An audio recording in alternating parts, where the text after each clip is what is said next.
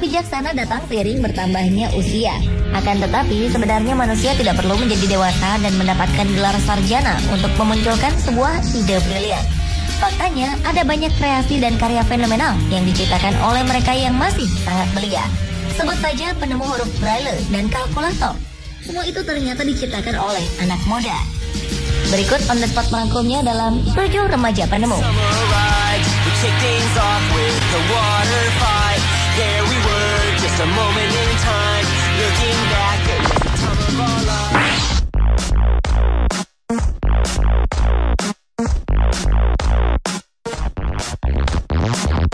Penemu kalkulator pertama di dunia adalah Blaise Pascal. Ahli matematika dan sains dari Prancis itu berhasil membuat kalkulator roda numerik atau Pascaline. Alat tersebut menjadi cikal bakal kalkulator modern yang sering digunakan saat ini.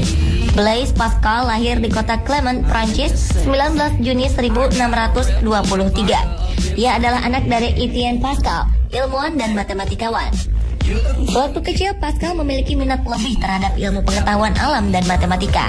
Ia tak pernah mengenyam pendidikan di bangku sekolah dan hanya belajar kepada sang ayah serta guru pribadinya. Namun, ia belajar dengan cepat. Di usia 13 tahun, ia menemukan rumus segitiga Pascal. Karena itu, ia pun diikutkan dalam diskusi matematikawan Prancis bersama ilmuwan besar seperti Descartes, Fermat, dan Roberval. Dari perkumpulan itulah ia mulai menemukan ide untuk membuat Pascaline. Alat itu diciptakan ketika usianya menginjak 18 tahun. Pascaline diciptakan untuk membantu pekerjaan sang ayah sebagai pemungut pajak. Pascaline mampu melakukan penjumlahan, pengurangan, dan pembagian dengan cepat. Penemuan Pascal itu menarik perhatian masyarakat luas. Ia pun dengan penuh semangat menerangkan cara kerja alat tersebut di hadapan para ilmuwan Prancis. Namun pemerintah kurang tertarik untuk memproduksi alat itu karena berukuran besar dan biaya produksi tinggi. Pascal tak langsung putus asa. Dia segera mematenkan karyanya itu sebelum ditiru. Pascaline itu kemudian disempurnakan matematika Jerman, Gottfried Wilhelm von Leibniz, yang menambahkan perkalian di alat tersebut. Get your hands up. Put that hands up.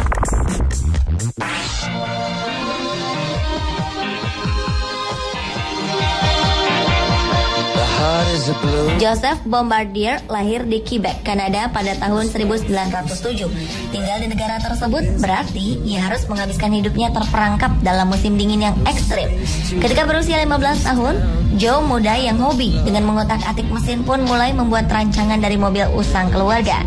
Ia pun kemudian berhasil membuat mobil jangkar lama menjadi sesuatu yang baru. Dan lahirlah snowmobile atau mobil salju.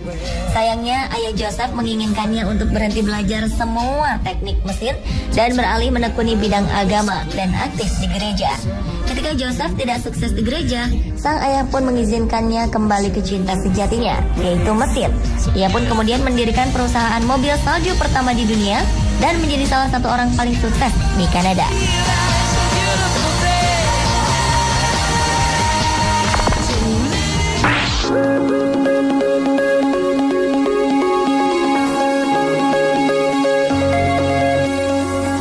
Pada usia 3 tahun, Louis Braille kecil tertusuk di matanya ketika ia bermain dengan alat pertukangan sang ayah dan berakhir pada kebutaan karena terkena infeksi. Untungnya Louis lahir di Prancis, satu-satunya negara yang mempunyai sekolah untuk anak buta di tahun 1800-an tersebut. Ia pun mendapatkan beasiswa di usia 10 tahun di Royal Institution for Blind Youth, sebuah lembaga pendidikan khusus untuk anak tunanetra. Dan ia menjadi anak yang pintar karena banyak yang bisa ia pelajari meski hanya dipelajari dengan mendengarkan. Di sekolah ini terdapat beberapa buku dengan sistem cetak timbul. Buku-buku ini memuat huruf-huruf berukuran besar yang dicetak timbul pada setiap halamannya. Karena ukuran huruf-hurufnya yang besar, ukuran bukunya pun terbilang besar, sehingga harganya sangat mahal. Louis muda pun berhasil melahap semua buku ini di perpustakaan sekolahnya. Suatu hari pada 1821, seorang kapten angkatan bersenjata Prancis, Charles Barbier, berkunjung ke sekolah Louis. Barbier mempresentasikan penemuannya yang dinamakan night writing, sebuah kode yang memungkinkan pasukannya berbagi informasi rahasia di medan perang tanpa berbicara atau menyalakan senter untuk membacanya. Kode ini terdiri dari 12 titik timbul yang dapat dikombinasikan untuk mewakili huruf-huruf dan dapat dirasakan oleh ujung-ujung jari. Sayangnya, kode ini terlalu rumit bagi sebagian besar pasukannya, sehingga ditolak untuk digunakan secara resmi di kesatuannya. Tetapi tidak bagi pelajar tunanetra berusia 12 tahun, Louis Braille. Ia pun segera menyadari betapa sistem titik timbul ini akan sangat berguna jika ia berhasil menyederhanakannya. Setelah kunjungan barbier, ia serius bereksperimen dengan menghasilkan sistem-sistem titik timbul yang berbeda. Dalam 3 tahun, pada usia 15 tahun, akhirnya ia berhasil membangun suatu sistem ideal yang sekarang dinamakan huruf Braille.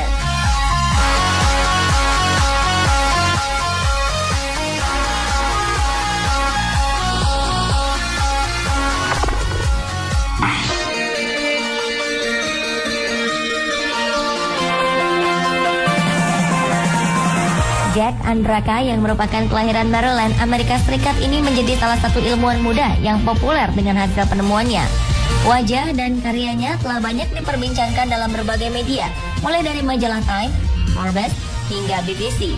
Penemuan Jack adalah metode baru deteksi kanker pankreas karena pamannya meninggal karena penyakit ini. Dengan segenap hati dan upaya, Jack terus belajar dan melakukan percobaan serta penelitian dengan ratusan penolakan dari laboratorium, tepatnya hingga 199 kali akan proposal penelitiannya. Lebih dari 85% kasus kanker pankreas terlambat didiagnosis dan hanya kurang dari 2% yang berkesempatan untuk bertahan hidup. Untuk membantu mendeteksi kanker ini sejak dini, Jack mengembangkan tes deteksi dini yang super murah, efektif, dan non-invasif. Semua ini ia lakukan sebelum ulang tahunnya yang ke-16. 199 kali penolakan rupanya tak membuat Jack menyerah hingga laboratorium Johns Hopkins University menjadi tempatnya bereksperimen. Di laboratorium tersebut ia membangun perangkat yang menggunakan strip murah, kertas filter, karbon nanotube, dan antibodi sensitif terhadap mesothelin, protein yang ditemukan dalam kadar tinggi pada penderita kanker pankreas. Ketika dicelupkan dalam darah atau urin, mesothelin yang mengandung antibodi ini akan terdeteksi perubahannya. Pada tes awal, penemuan Jack menunjukkan akurasi 100%. Hal ini juga dapat mendeteksi kanker lebih awal. Harganya sangat murah, hanya 3 sen atau sekitar Rp3.000. Penemuan ini membuat Jack yang masih duduk di SMA memperoleh penghargaan tertinggi dari Intel Science Fair tahun 2012.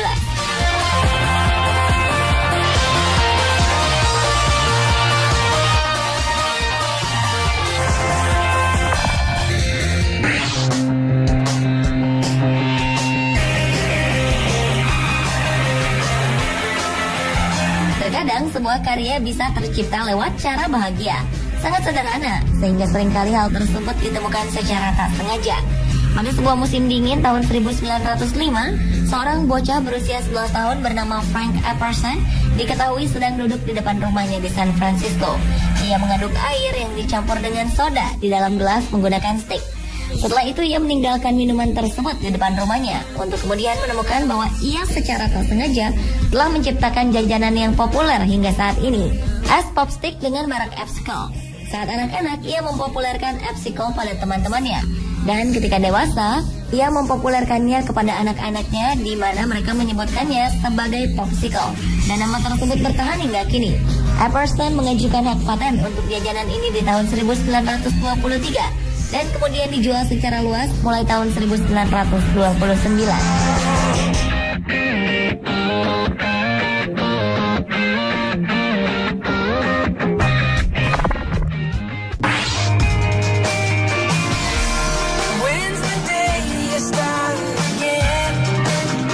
Windsurfing merupakan salah satu olahraga yang cukup populer saat ini.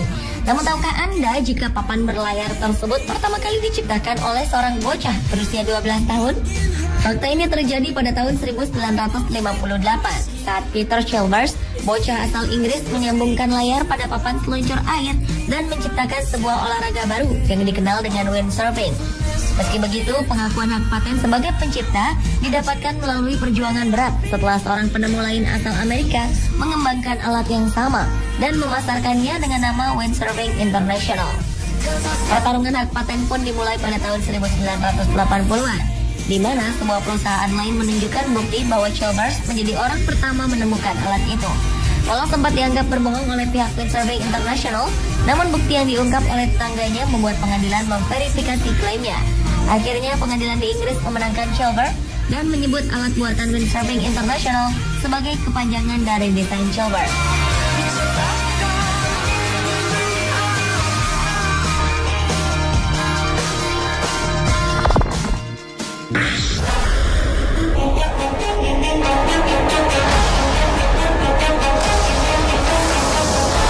Bagi Paul Heyman, remaja asal Long Island, Amerika Serikat, ia sangat mengetahui kesulitan yang dihadapi oleh para pemadam kebakaran, khususnya saat berada di dalam ruangan yang dipenuhi asap hitam.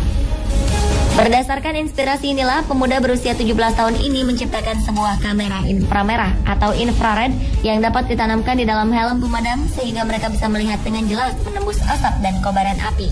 Tidak hanya itu, Paul juga berhasil menciptakan sebuah sensor untuk mencegah penyebab kebakaran yang umum terjadi di rumah dengan cara mendeteksi saat benang di pengering pakaian terindikasi beresiko terbakar dan kemudian melepaskan zat karbon dioksida untuk memadamkan resiko itu.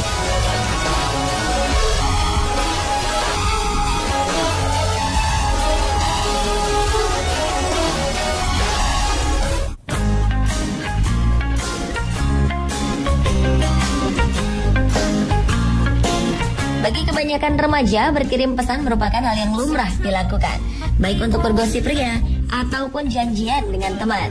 Tapi bagi Alexander Kendrick, berkirim SMS memiliki fungsi yang lebih penting, yakni menyelamatkan nyawa peneliti atau penambang yang terperangkap jauh di dalam goa.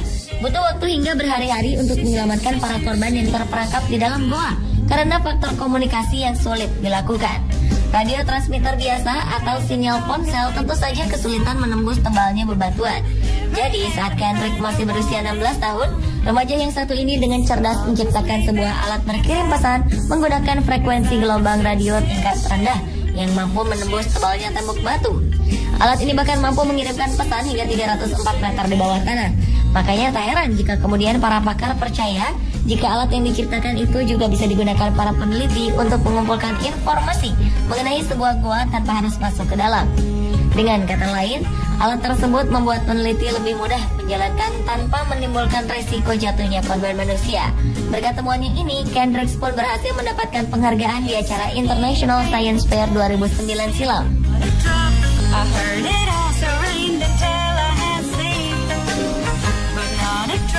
Pemirsa, itulah 7 remaja penemu versi On The Spot.